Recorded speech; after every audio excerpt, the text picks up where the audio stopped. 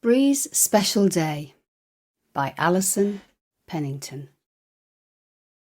On a warm, balmy day in the middle of June, Brie opened the door of her small tree-trunk room, cast adrift in the wind, giving chase round the trees, were briar rose petals and fat honey bees.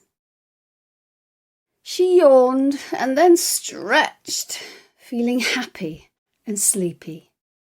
The air felt like velvet as she breathed in deeply. She put on a pink dress to welcome the day, a dash of cologne in a fine dewdrop spray. She looked, so she thought, like a fairy princess, with her pear blossom wings and her lilac leaf dress.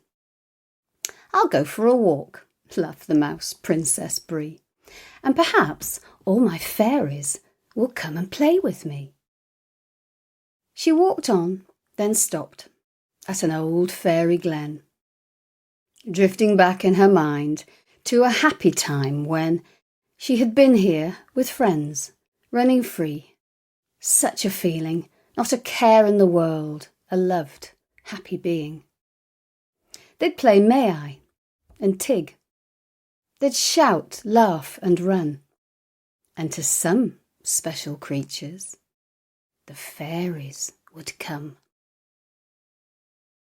Just then, pretty notes seemed to drift all around, and a string of pearl dewdrops appeared on the ground. And from each crystal dewdrop, a petal unfurled, rose into the air, then started to twirl, and peacefully landed like snow by her feet. And there, on each blossom, lay a fairy asleep. On waking, the first one to rise from the throng told Brie all their names in an old fairy song. "I'm Bluebell, here's Mulberry, lilac and sloe, rosebud, snowdrop, and that's mistletoe." As she finished, a carriage appeared in the sky. Pulled by 6 tiny fairies, it hovered up high. Made from pure marigold, with an emerald moss base, and each little curtain was of white cobweb lace. There were flowers which wound round each window frame, with clear sheets of ice forming each window pane. The door slowly opened, and out came the Queen, with long silver hair and eyes of sea green. She flew to the top of every tree, and as she touched each green canopy, the woodland floor was spread complete, with lots of lovely things to eat.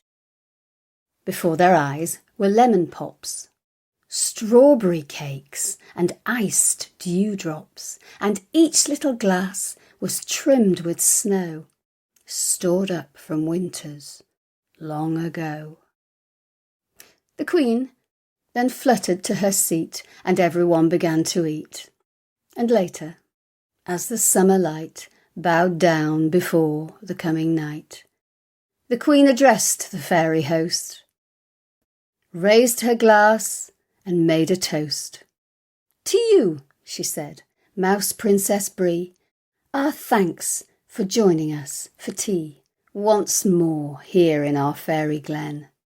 We knew that you would come again." And after these words, the party then ended. The chairs were pushed back, and the fairies ascended. And with the setting of the sun, a flash of gold, then they were gone. No woodland feast, no fairies at play, but just the beautiful memories of a wonderful day.